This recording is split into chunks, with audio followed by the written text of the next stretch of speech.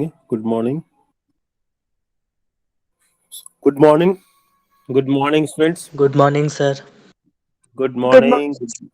Good morning, Subhankita beta. Good morning, Shanti. Good morning, Shreya. Good morning, Avjeet. Gulshad. Good morning बेटा. And Anurag Malik. बाकी बच्चे नहीं आए हैं, बहुत इंतजार किया, कहेंगे कि हमको समझ में नहीं आता है. चलिए चलिए तो हम स्टार्ट करते हैं आज के लेसन. बहुत ही इंपॉर्टेंट है, सेकेंड टर्म के टॉपिक में बहुत ही इंपॉर्टेंट है. यूनिट 4 का ये लेसन है, development experiences of India, a comparison with neighbours. इसको मैंने मॉर्निंग में सेशन में स्टार्ट किया था 12D के साथ, लेकिन हमको तो नई क्लास है, इसलिए नए तरीके से बोलना ही पड़ेगा. चलो चलिए, बिना तुलना के हम आगे नहीं बढ़ सकते. ठीक है. एजुकेशन साइकोलॉजी कहती है कि तुलना नहीं करना है, लेकिन प्रैक्टिकल क्या कहता है कि तुलना करना है. ठीक है. हम जिंदगी में हमेशा तुलना ही करते आ रहे हैं, बचपन से लेके और टिल. ठीक है. इसी तरह जिस तरीके से हम व्यक्तिगत तुलना करते हैं और आगे बढ़ते हैं जीवन में. ठीक है. बच्चे अपने दोस्तों से तुलना करते हैं, उनके मार्क्स को लेकर तुलना करते हैं, उनके ड्रेस सेंस को लेकर तुलना करते हैं और वगैरह वगैरह. ठीक है. खैर, उसी तरह एक देश भी तुलना करता है और देश के लिए बहुत सारे पैरामीटर्स होते हैं. ठीक है. और वो पैरामीटर्स क्या है, जो इंडिविजुअल के लाइफ में जो पैरामीटर्स हैं, they those parameters are also present in the life of a nation.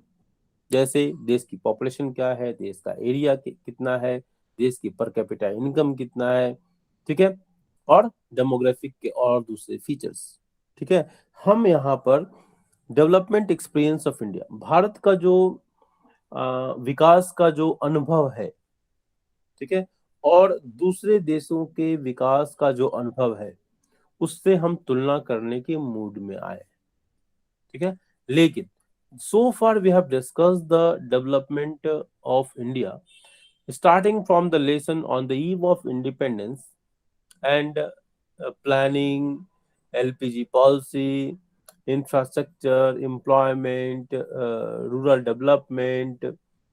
ठीक है. एटसेट्रा, अनएम्प्लॉयमेंट एटसेट्रा एटसेट्रा, ये एम्प्लॉयमेंट कर, इन सारे पैरामीटर्स पर हमने भारत को देख लिया, भारत को तौल लिया कि भारत कहाँ स्टैंड करता है. और हम अपने विकास की यात्रा में बहुत खुश भी हुए होंगे, अंदर से खुशी भी हुई होगी कि 1947, 1947 what India was and now India is going in the space and all, and we can feel proud on our India's economic development.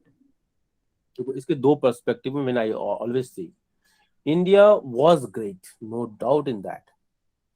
India became weak during the middle ages, जब भारत पर बहुत सारे अटैक हुए, foreign से लूट खसोट, ये सब सारी चीजें हुई, फिर इंडिया कमजोर हुआ. भारत बहुत मजबूत था, मैं बता रहा हूँ हमेशा से. पॉइंट, जब चंद्रगुप्त मौर्य, सम्राट अशोक जैसे लोग हुए, ठीक है, चाणक्य जैसे लोग हुए, तक्षशिला जैसा विश्वविद्यालय था, नालंदा जैसा विश्वविद्यालय था, बरामिहिर, लीलावती और ये सब सारी चीजें थी, जिसकी चर्चा हम क्लास में कई बार कर चुके हैं और इतिहास की किताबों में अदर देन एनसीईआरटी आपने बहुत कुछ पढ़ा है. पॉइंट. तो जाना होगा, सुना होगा, देखा होगा, कुछ अनुभव किया होगा, कुछ चर्चाएं चली होंगी हमारे जैसे लोगों से, तो आपको वो सारा सारा ज्ञान मिला होगा. हम 1947 ऑनवर्ड्स व्हाट इंडिया वाज, उसमें हमने देखा कि जो हम मिडिल एज से जब हम डेवलपमेंट की बात करते हैं, तो हमेशा ध्यान में रखो कि हम डेवलपमेंट की बात करते हैं तो जब हम आजादी के समय अंग्रेजों ने छोड़ा, what ever they have left, जो रियून किया, बर्बाद किया, और उससे पहले के जो लोगों ने जो इस पर अटैक किया, उन लोगों ने बर्बादी की वजह से इंडिया बहुत गरीब हुआ, बहुत स्थिति खराब हुई. ठीक है. In every aspect of life. और वहां से 1947 पे हम विकास की बात करते हैं तो हम 1947 के करते हैं, हम न की तुलना कर रहे हैं एंशिएंट इंडिया से. ठीक है. तो हम जो हमने विकास की यात्राएं की, उसमें निश्चित रूप से हमारे कुछ अचीवमेंट रहे. बट अगेन, जैसे मान लो कि दिलसाद है, या 90% मार्क्स लेकर, 70% मार्क्स लेकर आया, खुश हो गया. ठीक है. लेकिन फिर दूसरे बच्चे से तुलना करता है, उसके 90% आते हैं, तो दिलसाद को लगता है ओ आई एम लैगिंग बिहाइंड. ठीक है. तब उसके अंदर से एक जोश आता है, फिर वो 95% पर अपने को रोकता है. इकोनॉमिक्स में 95% मार्क्स लेकर आया. फाइन.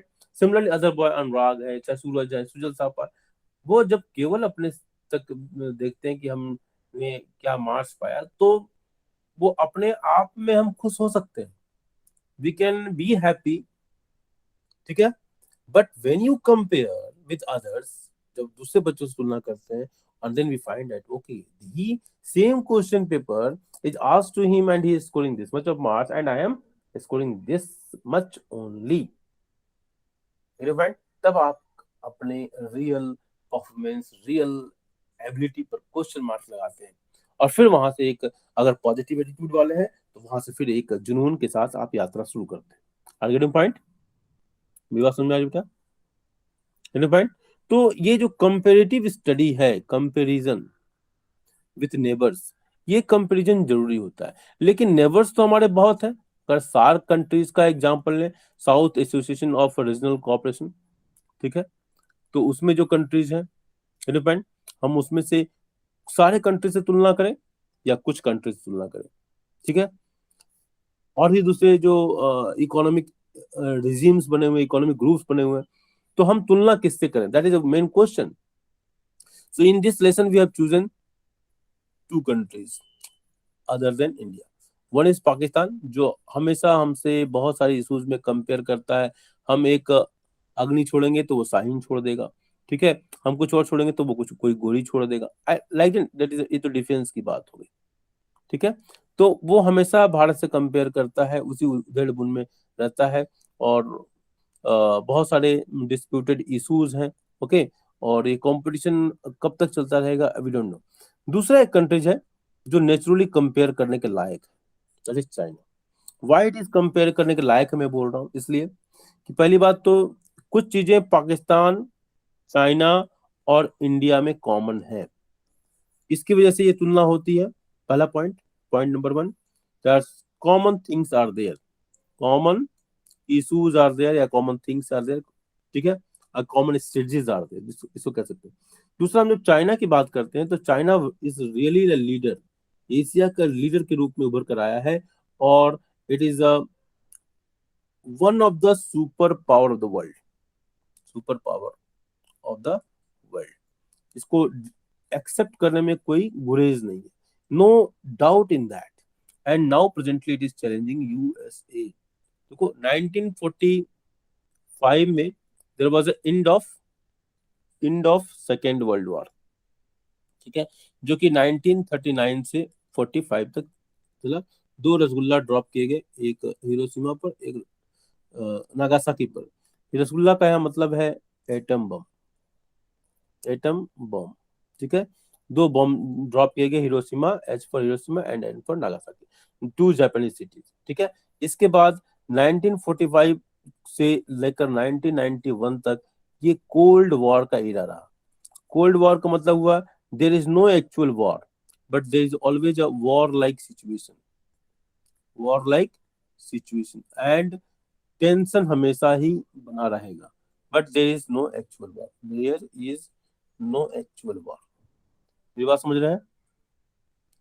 बोलो भाई, बोलिए भाई, मेरी बात समझ में आ रही है बेटा? अरे आवाज नहीं आ रही है? Abhijit, Anurag, Sujit, Shubhankita, Shreya, nobody is speaking? Hello children, yes sir. मेरी बात समझ में आ रही है बेटा? हम्म? यस हेलो, सर, आ रही है। तो बोलना है ना बेटा, ठीक है। तो कोल्ड वॉर का एक सिचुएशन हम देखा, लेकिन कोल्ड वॉर के बाद बहुत सारे, जब कोल्ड वॉर, जब हमारा ये 1945 का जो ये सेकेंड वर्ल्ड वॉर जब खत्म हुआ ना, तो बहुत सारे कंट्रीज इंडिपेंडेंट हुए, ठीक है, इंडिपेंडेंट हुए, और India is also one of them. And reason of that is what, Britain कमजोर हो गया, ठीक है, and it was not in a position to hold India. And already Subhash Chandra Bose के उसमें इंस्टिगेशन से इंस्पायर्ड होकर आईएनए के जो सोल्जर्स थे, वो नौसेना वाले, वो उन्होंने इंडियन नेवी ने रिवोल्ट कर दिया था। तो कुल मिला के सुभाष बाबू का जो प्रेशर था, सुभाष चंद्र बोस, ठीक है, he was a great patriot son of India. I have a great amount of respect for this this great person. Okay, तो नौसेना में विद्रोह हुआ।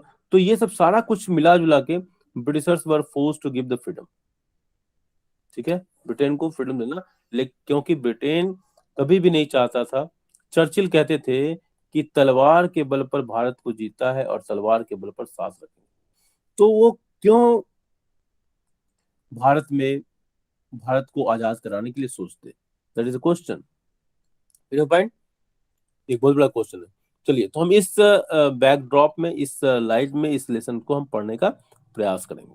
चलिए, ओके, पॉइंट। तो चलिए हम कुछ, in today's globalised world, globalised world का मतलब क्या हुआ कि वर्ल्ड एक बिल्कुल ग्लोब की तरह काम कर रहा है। ठीक है, पूरा वर्ल्ड एक फैमिली बन गया है, नजदीक आ गया है। ठीक है, globalised world means there is a labour का मूवमेंट हो रहा है। ठीक है, प्रोडक्ट का मूवमेंट हो रहा है, टेक्नोलॉजी का मूवमेंट हो रहा है, इसलिए ग्लोबलाइज्ड वर्ल्ड एक दूसरे के बहुत नजदीक आ गया। Where geographical boundaries are slowly becoming meaningless, जो सीमाएं हैं वो मीनिंगलेस हो रही हैं। जैसे कभी एक समय था, वेन सांग को जब इंडिया आना हुआ तो वो कई महीने लग गए, इंडिया के कई भागों में कई महीने तक घूमता है, और आज एक महीने में पूरे वर्ल्ड को घूम सकते हो। तो that is big difference. Okay, so where geographical boundaries are slowly becoming meaningless, it is important for neighboring countries in the developing world to understand the development strategies being pursued by their neighbors, कि उनके यहाँ ये जरूरी हो गया है कि हम जाने कि हमारे आसपास के जो पड़ोसी देश हैं वो किस तरह की स्ट्रेटजीज को फॉलो अप कर रहे हैं, किस तरह के स्ट्रेटजीज डेवलपमेंट की कहानी को गढ़ रहे हैं। This is more so because they share the relatively limited economic space in world market. ठीक है, ये रिलेटिवली लिमिटेड, वो पूरे वर्ल्ड मार्केट में उनका जो शेयर है वो कंपेरेटिवली बड़ा कम है। ठीक है, तो इसके मतलब क्या है कि हम कैसे इसको बढ़ाएं, इस शेयर को बढ़ाएं, इसकी भी तड़प होनी चाहिए नेबरिंग कंट्रीज के बीच। Okay, in this unit we will compare India's development, Bharat के विकास को, ठीक है, उसके अनुभव को, with two of its important strategic neighbours, जो सामरिक दृष्टिकोण से बहुत ही इंपॉर्टेंट हैं ऐसे दो देश, उनसे हम तुलना करेंगे। तो एक हमारा है पाकिस्तान, तो दूसरा है हमारा चाइना। तो इस लेसन में हम किससे क्या तुलना करेंगे, पाकिस्तान और चाइना के आर्थिक विकास की कहानी को, उनके अचीवमेंट को इंडिया से हम तुलना करेंगे। आगे पॉइंट, मेरी बात समझ रहे हैं? बोलो भाई, क्लियर है? बोलो भाई, बोलिए। Yes sir. चलिए, नीतिका भी आ गई। नीतिका बेटा लेट आए यार। आप तो ऐसे नहीं होती। तो कंपैरेटिव, ये हमारा लेसन स्टार्ट होता है यहाँ से। कंपैरेटिव डेवलपमेंट एक्सपीरियंस, कंपैरेटिव नाम ही है कंपैरेटिव, डेवलपमेंट का एक्सपीरियंस सबकी कहानी है। जैसे भारत की कहानी है, जैसे मैंने बताया कि 1947 में India on the eve of independence आजाद हुआ, और इसके बाद बहुत सारी पॉलिसीज में चेंजेस आए, बहुत सारे इकोनॉमिक डिसीजंस लिए। 1950 में देखो तो प्लानिंग कमीशन बना लेते हैं, 1951 से हमारा वो क्या कहते हैं वो फर्स्ट प्लान स्टार्ट हो जाता है, 51 से 56। इसके बाद 1991 में क्या इकोनॉमिक पॉलिसी लॉन्च करते हैं, क्यों लॉन्च करते हैं उसके कारण आपने व्याख्या किया। ठीक है, इसके बाद पॉवर्टी एलिवेशन के प्रोग्राम लाते हैं, food sufficient mid day meal scheme वगैरह वगैरह, this type of things, there strategies. Okay, ये हमारा इतिहास है। सिमिलरली दूसरे कंट्रीज का इतिहास का भी इतिहास है। ठीक है, तो इस लेसन को पढ़ने के बाद आपको इन बातों की जानकारी होनी चाहिए। Figure out a comparative trends in various economic and human development indicators of India and its, मतलब जो ह्यूमन डेवलपमेंट, वेरियस इकोनॉमिक और ह्यूमन डेवलपमेंट जो इंडिकेटर्स हैं, India neighbours, India neighbours China and Pakistan, इन तीनों के बीच में जो आर्थिक विकास की जो कहानी है और मनुष्य के विकास की जो कहानी है, जो ह्यूमन डेवलपमेंट की जो कहानी है, जो उसके इंडिकेटर्स हैं, जैसे इन्फेंट मोर्टेलिटी रेट रेशियो, ठीक है, या मैटरनल मोर्टेलिटी रेशियो, ठीक है, लाइफ एक्सपेक्टेंसी, ये ह्यूमन डेवलपमेंट के इंडिकेटर्स हैं। तो उन सब के बीच में हम तुलना करेंगे। Assets, assess the strategies that these countries have adopted, और इन दो देशों ने किस तरह के स्ट्रेटजीज को अपनाया उसकी हम थोड़ी तुलना करने का प्रयास करेंगे। ठीक है। कैनेडी साहब कहते थे, कैनेडी का एक वाक्य मुझे इनका फैन बनाता है, जब कैनेडी कहते थे नेवर आस्क, नेवर आस्क, हाँ उस बिल्कुल एग्जैक्ट सेंटेंस नहीं है, मीनिंग बता रहा हूं, never ask what your nation has done for you. ठीक है, if you are good citizen you should ask, you should ask what you have done for your nation। ठीक है, बट हमारे देश के नेता फ्री में बांटकर देश के लोगों की डिग्निटी को मार रहे हैं। I am always against of the free culture. ठीक है, hard work is only solution. A good citizen should rely on the words of John F. Kennedy. A good citizen, I am asking. So never ask what you have. Similarly, same thing is also there.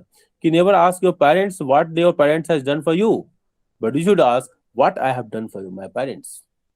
A good family member should always ask what I have done for my family, not what my family has done for me. ठीक है, and this is the growth story, and that's what I am fan of John F. Kennedy. Geography has made us neighbors। ठीक है, geography भूगोल ने हमको पड़ोसी बनाया है। History has made us friends, इतिहास ने हमको क्या बनाया है, दोस्त बनाया है। Economics has made us partners, और आर्थिक जो है अर्थव्यवस्था ने, ठीक है, हमको क्या बनाया, पार्टनर बनाया, सहयोगी बनाया। And necessity has made us allies, और हमारी आवश्यकताएं जो हमको हमारे जो जो नए नए दोस्त जो बनते हैं ना, वो बनाए। Those whom God has so joined together, let no man put asunder। मतलब क्या है, कोई व्यक्ति गरीब न मरे, भूखे न मरे, कोई हर व्यक्ति एक डिग्निफाइड लाइफ को जीने का प्रयास करे। Are you getting point? बोलो भाई, बोलिए, are you getting my point dear? You got my point? समझ में आ रही मेरी बात? नहीं समझ में आ रही? ये बहुत हाई फाई बात तो मैंने नहीं कहा। बोलो भाई, बोलिए, बोलिए भाई। Yes, sir. ठीक है, नितिका, बोलो भाई। Yes, sir. ठीक है, तो ये क्या है, मतलब इसका मतलब क्या हुआ, एसुंडे, मतलब कोई भी आदमी अलग थलग ना पड़े। जब अलग थलग पड़ता है तो आदमी भूखमरी का शिकार होता है। तो इसको हम कहते हैं एलूफ, जिसको अंग्रेजी में एक वर्ड यूज कर सकते हैं, एलूफ। इंग्लिश इसकी स्पेलिंग चेक कर लेना, एलूफ की ALOOF होता है। ठीक है ना, इसका हिंदी में मतलब समझ लो फिलहाल, अलग थलग पड़ना, कहते हैं ना, अलग थलग पड़ गया। अलग थलग का मतलब मैं नहीं जानता, इसलिए अलग ही लिख रहा हूँ, अलग अलग पड़ जाना। ठीक है, कोई मतलब कोई देश छूटा ना रहे। ठीक है, जैसे गांव में पहले के समय में ऐसा होता था। पॉइंट? ओके, ओके, सो सी, ओके। सो अब इतना मैं सेव कर लूं जितना मैंने डिस्कस किया। Introduction. In the preceding units we studied the developmental experience of India in detail। ठीक है, ये तो बात बिल्कुल सही है कि डेवलपमेंटल एक्सपीरियंस ऑफ इंडिया को हमने डिटेल में पढ़ लिया है, जिसके हमने इंट्रोडक्शन में चर्चा भी की है। ओके बेटा, करेक्ट है ना? Now we also studied the kind of policies India adopted. भारत ने किस प्रकार की पॉलिसी को अडॉप्ट किया, किस तरह की पॉलिसी को भारत ने ओवर द इयर्स 1947 के बाद इसने किस तरह की पॉलिसी को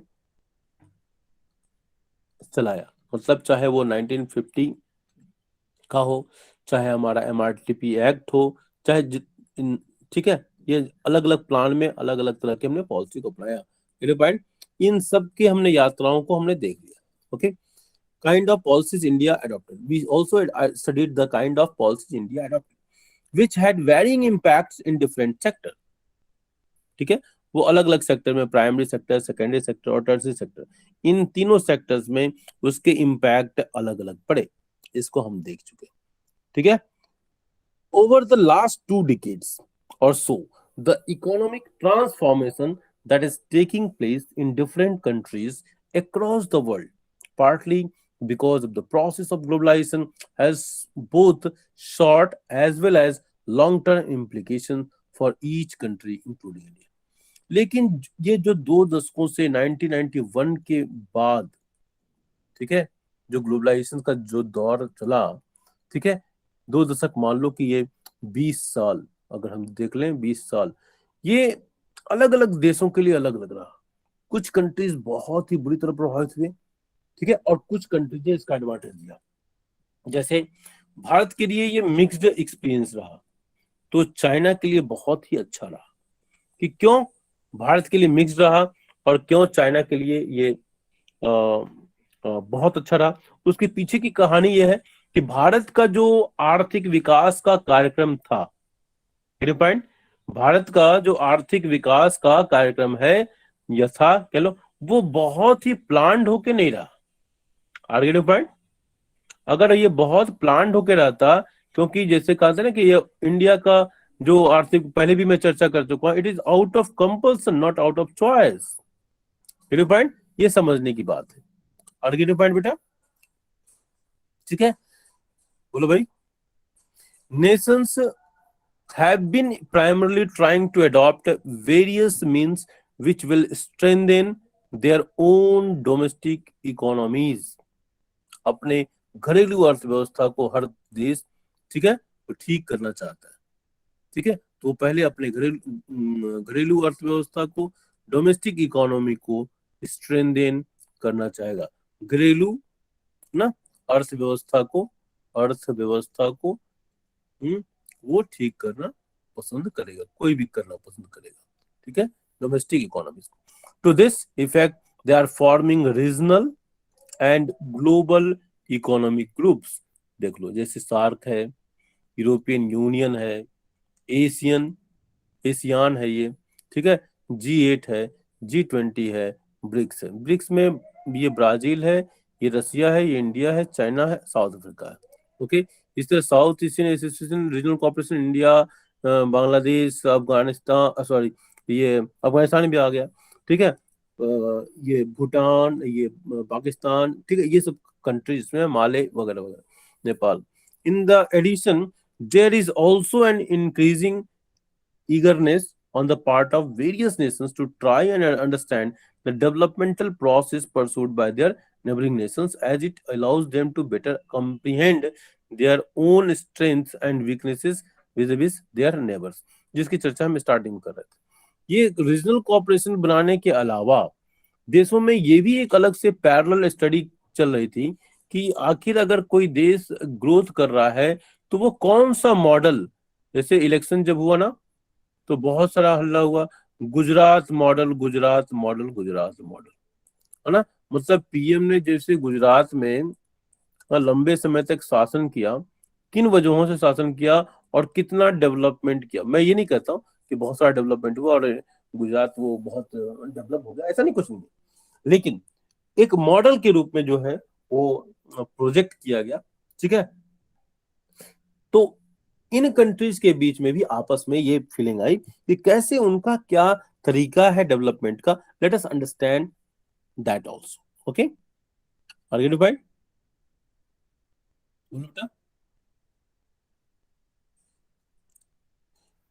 बोलिए,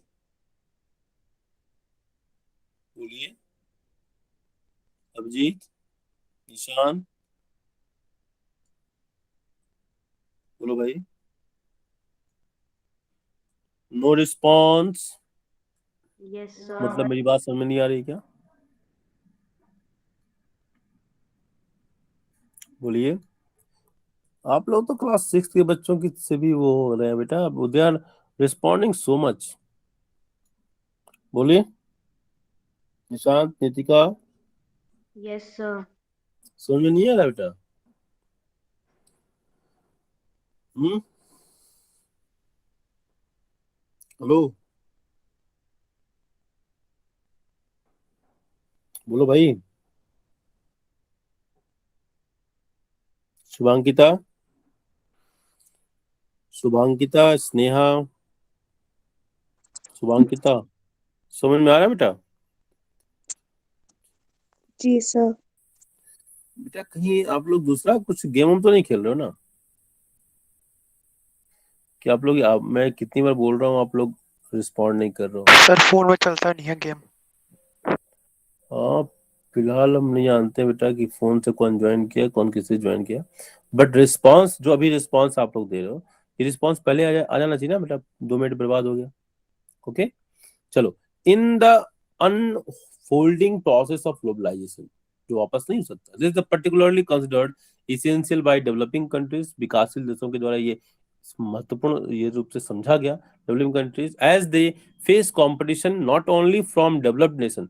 वो ग्लोबलाइजेशन के दौर में केवल वो विकसित देशों से ही उनका कंपटीशन नहीं हो रहा है, ठीक है, आगे पॉइंट, बल्कि जो डेवलपिंग वर्ल्ड है उनमें जो रिलेटिवली कम रिसोर्सेज हैं उससे भी मुकाबला करना है। मतलब लिमिटेड रिसोर्सेज से लिमिटेड रिसोर्सेज भी हैं, ठीक है, और डेवलप्ड कंट्रीज से भी मुकाबला करना है। तो in this unfolding process of globalization, this is particularly considered essential by developing countries as they face competition not only from developed nation, विकसित देशों से, but also among themselves, अपने आप में, in the relatively limited economic space enjoyed by the developing world। मतलब ये अगर पूरे वर्ल्ड ट्रेड को देखा जाए तो जो कुछ देश तो डेवलप्ड है, 2 भागों में बांट दो, डेवलप्ड और अंडर अंडर डेवलप्ड, ठीक है। तो इन अंडर डेवलप्ड, जैसे भारत की बात करें तो ये इनको इनसे तो है ही है चैलेंज, गेट पॉइंट, ठीक है, आगे पॉइंट। और ये चैलेंज दूसरा और बढ़ जाता है जब रिसोर्सेज लिमिटेड हो, ठीक है, रिसोर्सेज, ठीक है। तो इसमें उनको अपने लिए स्पेस क्रिएट करना है। Besides and understanding of the other economies in our neighborhood is also required as all major common economic activities in the region impinge on overall human development in a shared environment, ठीक है। ये सारा जो shared environment है, इसी globe से, इसी से हमको अपनी अर्थव्यवस्था को विकसित करना है, ठीक है। Major common economic activities, common economic activities, ठीक है, चाहे वो प्राइमरी सेक्टर में हो, चाहे सेकेंडरी सेक्टर में, चाहे टर्सरी सेक्टर में, ठीक है। और इसमें से हमको विकास की नई संभावनाओं को तलाशना है, ठीक है, क्योंकि हमारे पास सभी चीजें शेयर्ड हैं, including environment. In this chapter, we will compare the developmental strategies pursued by the India and the largest two of its neighbors, Pakistan and China. It has to be remembered that despite being endowed with a vast natural resources, there is a little similarity between the political power setup of India, the largest democracy, India largest democracy है, the world, which is wedded to a secular and deeply liberal constitution for more than half a century, and the militarist political power structure of Pakistan and command economy of China. China की economy क्या है? Command economy, communist economy, ठीक है, that has only recently started moving toward the democratic system. अभी China थोड़ा थोड़ा, लेकिन वो अभी चाइना को बहुत लंबी यात्रा करनी है, and more liberal economic restructuring respectively, point. तो ये हमारी कहानी है कि एक तरफ इंडिया जो पूरी तरह डेमोक्रेटिक सेटअप वाला कंट्री है, ठीक है, जैसे किसान आंदोलन में देख लिया डेमोक्रेसी का उपयोग दुरुपयोग जो भी कह लो उसको, है ना, अपने अपने व्यू पॉइंट के अनुसार।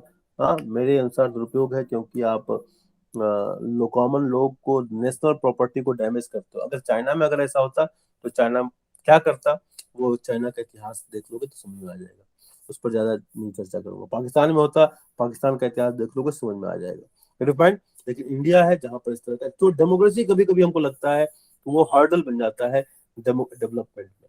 खैर, डेमोक्रेसी के अपने राइट्स हैं, अपनी चीजें हैं, खूबसूरती भी है, ठीक है, दोनों के बीच में बैलेंस बनाने की जरूरत होती है। चलिए आगे पॉइंट, मुझे लगता है टाइम ओवर हो चुका है बेटा। टाइम एक बार देख लो बेटा, मुझे लगता है टाइम ओवर हो चुका है। सर अभी नहीं हुआ नहीं हुआ? ओके, सर, 10:55 पे खत्म होता है ना। 10:55 पे होता है ना। आज क्यों लग रहा है कि मैं ज्यादा पढ़ा रहा हूँ? ऐसा क्यों फील हो रहा है? First period, second period, third period भी, और ये फोर्थ पीरियड है। ओके, चलो कोई अच्छी बात है। चलो, अब तक बेटा इसमें किसी को कोई दिक्कत हो तो बताओ। हम्म? और यहाँ से कौन पढ़ेगा? यहाँ से पढ़ेंगे, चलो किसको पढ़ाओ? शुभांकिता बेटा पढ़िए, शुभांकिता यहाँ पढ़िए। जी सर। सर डेवलपमेंट पाथ से पढ़ना है।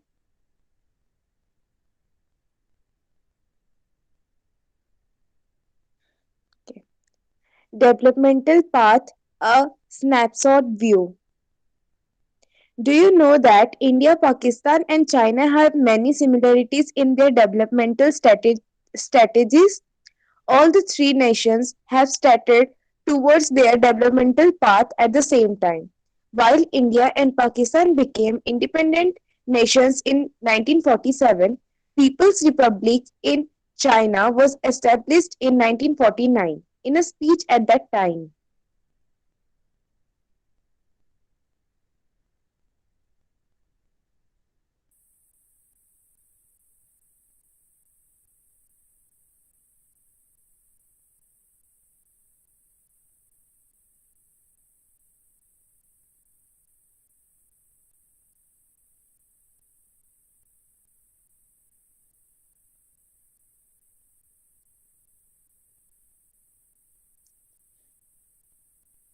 Jawaharlal Nehru had said these new and revolutionary changes in China and India, even though they differ in content, symbolize the new spirit of Asia and new vitality which is finding expression in the countries in Asia.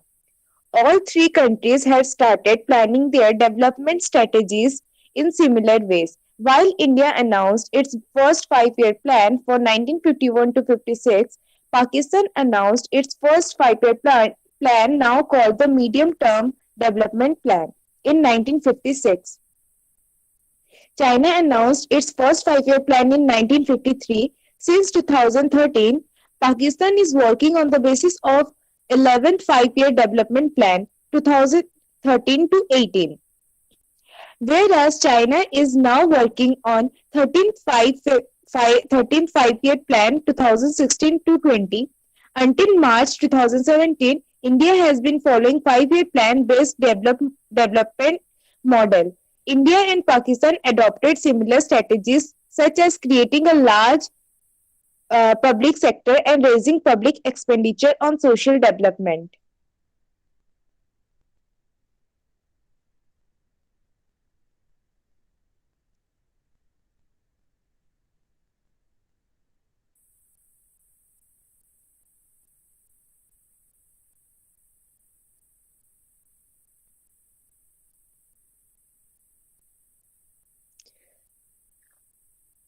Till the 1980s, all the three countries had similar growth rates and per capita income. Where do they stand today in the comparison to one another? Before we answer this question, let us trace the historical path of developmental policies in China and Pakistan.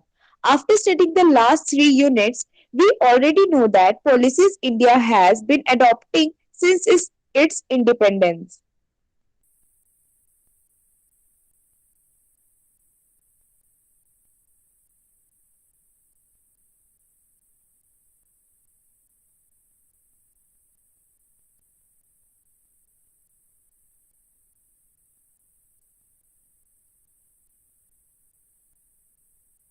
Since देखो बेटा, मैंने अलग अलग colour से mark किया है और जहां जहां इंपॉर्टेंट है उसको मैंने मार्क करने का प्रयास किया। ऐसे ही आपको पढ़ना होता है, ठीक है? This is the way to stop study. देखो मेनी सिमिलरिटीज है।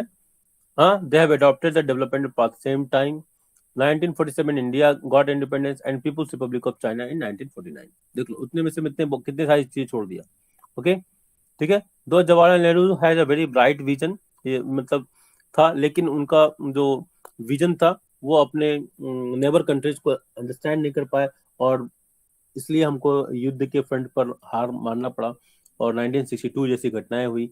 वो बहुत ही इल्यूजन में एक प्रकार से कहा जाए तो वो कहीं ना कहीं रहे, जिसकी वजह से उसका फायदा चाइना ने उठाया। वो दूरदृष्टि नहीं रख पाए, इसलिए भारत को चाइना तिब्बत जैसा एक बहुत ही बढ़िया नेबर खोना पड़ा और 1962 जैसी घटनाएं घटी। ठीक है, तो आपके अच्छे होने से कोई मतलब नहीं है, सामने वाले को समझना बहुत जरूरी है इस दुनिया में सरवाइव करने के लिए। एक लेसन हम पिछले गलतियों से सीख सकते हैं। Next, 5 year plan for 1951 to 56 India का है। पाकिस्तान ने अपना medium term development plan adopt किया 1956 में और चाइना ने 1953। सारा देखो, मैं केवल कलर्ड पोर्शन पढ़ रहा हूँ। Since 2013 Pakistan is working on the basis of the 11th 5-year development plan 2013 to 18, whereas China is now working on 13th 5-year plan 2016 से 20 तक की बात करें तो। Until March 2017 India has been following 5-year plan based development model। ठीक है, इसके बाद हमने देखा ये 12th 5-year plan का ईयर था, और इसके बाद हमने नीति आयोग की स्थापना की थी। मॉर्निंग वाले सेशन में मैंने बताया था, national institution for transforming India. इसको यहाँ लिख देता हूँ, साथ साथ नीति आयोग इसके बाद इंडिया ने फॉलो किया था, नीति आयोग। ठीक है, ठीक है, I hope it is clear. Now we are moving the coloured path only. Till 1980s all the three countries had similar growth rates and per capita incomes. Where do they stand today in comparison to one another? Get your point? मेरी बात समझ आ रही बेटा? Okay, now start.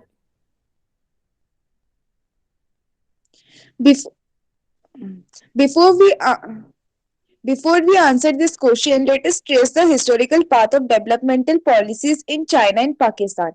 After studying the last 3 units, we already know that what policies India has been adopting since its independence. China.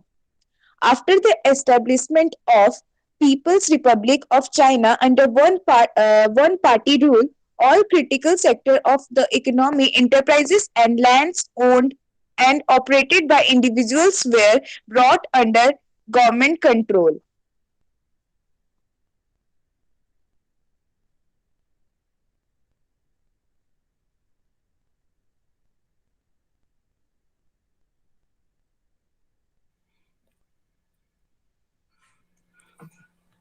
देखो, इसमें जो important point हम इसमें अंडरलाइन कर सकते हैं बेटा। ओके, अब देखो, हमारी जो स्ट्रेटजी है मेन कंपेयर तो हमारा किससे है?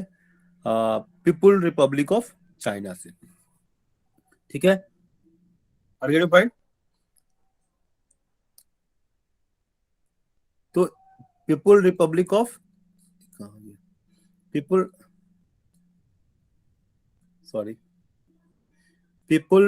Republic of China. ठीक है, यहां पर किस तरह का सिस्टम है? One party rule. ठीक है, यहाँ पर एक ही तरह की पार्टी। जैसे हमारे यहाँ देखो, हमारे यहाँ किस तरह का है? अगर भारत में देखो तो अरे भाई, मेरे पॉइंट, मल्टी पार्टी सिस्टम है, मल्टी पार्टी सिस्टम। और इसके ड्रॉबैक क्या है? कभी भी एक कंसेंसस नहीं हो पाता है, कंसेंसस नहीं हो पा रहा है। ठीक है, किसी भी एक इशू पर, इवन द नेशनल और डिफेंस के इश्यूज पर भी हम एक मत नहीं हो पाते हैं। पाकिस्तान से कैसी स्ट्रेटजीज रखना है वो भी नहीं, चाइना के साथ कैसी स्ट्रेटजीज रखना है उस पर भी हम एकजुट नहीं हो पाते। And this are the greatest drawback of this country. ठीक है, मैं कभी कभी इसीलिए डेमोक्रेसी के खिलाफ भी कभी कभी मैं आपको लगता होगा कि मेरा स्टेटमेंट है, but is a fact what is happening in this country. ठीक है, तो one part is all critical sectors of the economy, enterprises and lands owned and operated by, तो वन पार्टी रूल। और चाइना का ये देखो जो इकोनॉमिक मॉडल है, इसको अंडरलाइन करने की जरूरत है।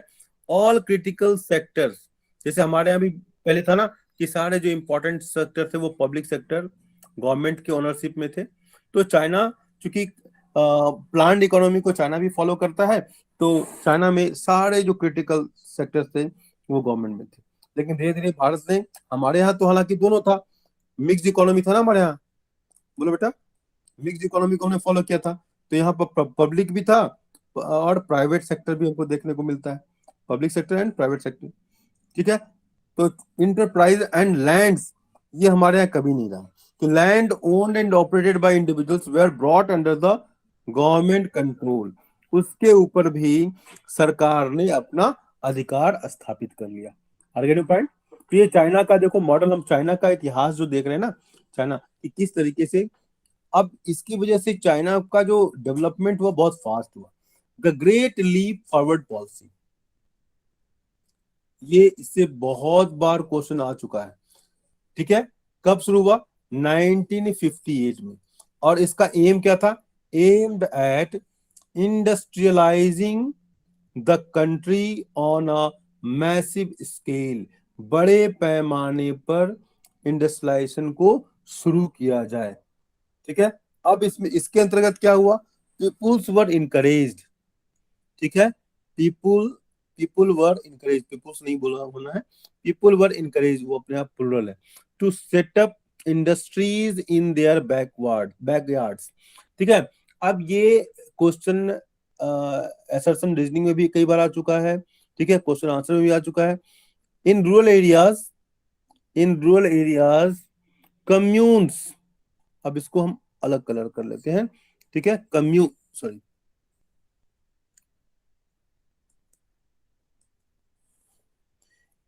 एक मिनट, ये कभी कभी धोखा देता है ना। ठीक है, तो कम्यून्स, देखो ये कम्यून्स वर स्टार्टेड। ठीक है, कम्यून्स को स्टार्ट किया गया। ओके, अब कम्यून्स के अंदर क्या होता था? अंडर द कम्यून सिस्टम, ये भी क्वेश्चन पूछा जा चुका है कई बार, ये ध्यान दीजिए। Under the commune system people collectively cultivated lands. ठीक है, यहाँ पर अंडरलाइन देंगे, पीपुल कलेक्टिवली कल्टिवेटेड लैंड्स, एक साथ मिलजुल कर वो लोग खेतों पर काम करते थे। ठीक है, in 1958 there were 26,000 communes covering almost all the farm population. ठीक है, ये एक डेटा है, पॉइंट, तो ये इंपॉर्टेंट था। ओके, आगे पॉइंट। तो ये यहाँ जितना मैं कलर कर रहा हूँ, तो that is the way of study. अब देखो, GLF campaign made with the many problem, GLF का मतलब आप समझ रहे हैं, इसके drawbacks of the GLF campaign कह सकते हो, शॉर्टकमिंग्स ऑफ द जीएलएफ और problem faced GLF campaign. A severe drought caused havoc in China, killing about 330 million people when Russia had conflicts with China. It withdrew its professionals who had earlier been sent to China to help in the industrialization process. ठीक है, तो China में रसिया ने, चूंकि रसिया was also communist country और China was also communist country, तो रसिया ने जो भेजा हुआ था चाइना में, और वहां पर जो ड्रॉट की कंडीशन हुई तो रसिया ने अपना विड्रॉ कर लिया। आर्गेटिव पॉइंट, मेरी बात समझ रहे हो? अब देखो, इन 1965, ओके, अंडरलाइन करना, माओ सेतुंग है ना, इनका नाम क्या था? Mao Tsetung. तो Mao introduce the great proletarian cultural revolution, वहां उन्होंने सांस्कृतिक क्रांति की शुरुआत की। कब? 1966 से 76, अंडर विच, इसके अंदर क्या हुआ? Students and professionals were sent to work and learn from the countryside. ठीक है, उनको गांव में, देहात में, दूर दराज, जैसे हमारे यहाँ ना आदिवासी लोग, जिसको वनवासी कहते थे, अंग्रेजों ने उसको आदिवासी करना शुरू किया क्योंकि भारत की में विभाजन की दरार बहुत गहरी पड़ जाए। ठीक है, वनवासी और नगरवासी हमारे यहाँ टर्म था, लेकिन अंग्रेज आए तो उनको आदिवासी, उनको जंगल में देखा तो उनको क्या कहना शुरू कर दिया? आदिवासी, पुराने लोग, बाकी जो लोग हैं बाहर से आए हैं। ऐसी उन्होंने थ्योरी बनाई और आर्यन इन्वेजन की थ्योरी को उन्होंने पॉपुलराइज किया। ठीक है, तो students and professionals were sent to work and learn from countryside. ठीक है, आप दूर दराज के गांवों में जाइए, वहां काम कीजिए, डॉक्टर्स, इंजीनियर, सबको भेजा। The present day fast industrial growth in China can be traced back the reforms introduced to reforms, जो हम 1991 के रिफॉर्म्स कर रहे हैं ना, वो चाइना में कब से शुरू हुआ? 1978, and this is called planned reforms. China ने बहुत सारा एक्सपेरिमेंट कर लिया, पहले ही। तो रिफॉर्म्स इंट्रोड्यूस्ड इन 1978 कहाँ? चाइना। यहाँ से एक वर्ड ले लो चाइना का। मेरी बात समझ में आ रही बेटा? बोलो भाई, बोलिए, समझ में आ रही बेटा? Yes, sir. चाइना ने जो रिफॉर्म्स इंट्रोड्यूस किया वो फेज्ड मैनर में किया, ये नहीं कि अचानक ही कर लिया, फेज्ड मैनर, ठीक है, in phases. China introduce reforms in phases, are gate point, ठीक है। पहले इनिशियल फेज में उसने क्या किया? कलर चेंज, ठीक है। इनिशियल फेज में क्या किया? देखो, in the initial phase reforms were initiated in agriculture, क्योंकि सबसे पहली आवश्यकता क्या है? रोटी। तो उसने रोटी को मजबूत किया ताकि कोई रिवोल्ट नहीं हो, कोई विद्रोह नहीं हो, एग्रीकल्चर। फॉरेन ट्रेड, विदेशी व्यापार को, ठीक है, उसको क्या, क्योंकि विदेश से कोई अगर सहायता मिलनी हो या एक्सपोर्ट करना हो तो उसको देखा जा सके। एंड इन्वेस्टमेंट सेक्टर, ठीक है, तो ट्रेड को, इन्वेस्टमेंट को और एग्रीकल्चर को इसने प्रायोरिटी किया, ठीक है। अब एग्रीकल्चर सेक्टर में इसने क्या किया? In the agriculture, for instance, commune lands were divided into small plot. जो कम्यून के जो लैंड थे उसको स्मॉल प्लॉट्स में कर दिया उसने, ठीक है। इन एग्रीकल्चर,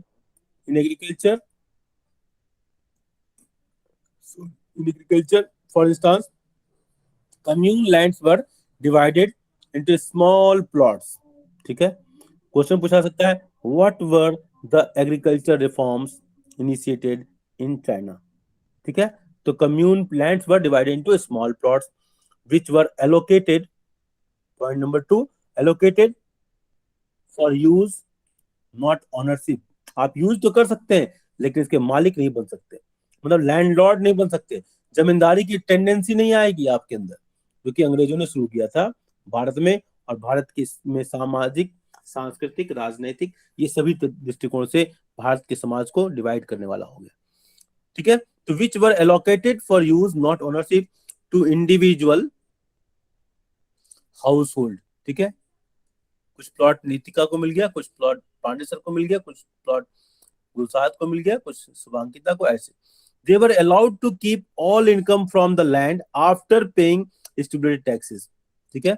वो सब कुछ रह सकते हैं सरकार को टैक्स देने के बाद, ये पॉइंट, ठीक है।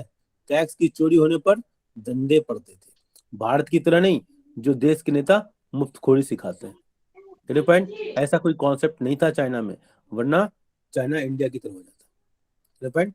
Despite of all this, since India, मेरे अंदर एक बेचैनी है कि भारत आगे बढ़े, इसलिए मैं कभी कभी ऐसे बातें बोलता हूँ, ठीक है। इसके बाद मेरा भारत सबसे पहले। सर इन द टाइम हो लेटर गया। फेज, टाइम हो गया बेटा, बस ये खत्म करने यस वाला। Sir. In the later phase reforms were initiated in the industrial sector, private sector reforms in general, and townships and village enterprises, that is those enterprises which were owned and operated by local collectives in particular we allowed to produce, ठीक है। ओ लंबा है, okay, चलो ठीक है बेटा, यहाँ से मैं फिर स्टार्ट करूंगा, दिस पॉइंट मैं यहाँ से लास्ट फेज से स्टार्ट करूंगा, आप मुझे याद दिला देना, ओके। आगे point, okay, thank you, yes sir. Thank you बेटा, thank you. Thank you sir.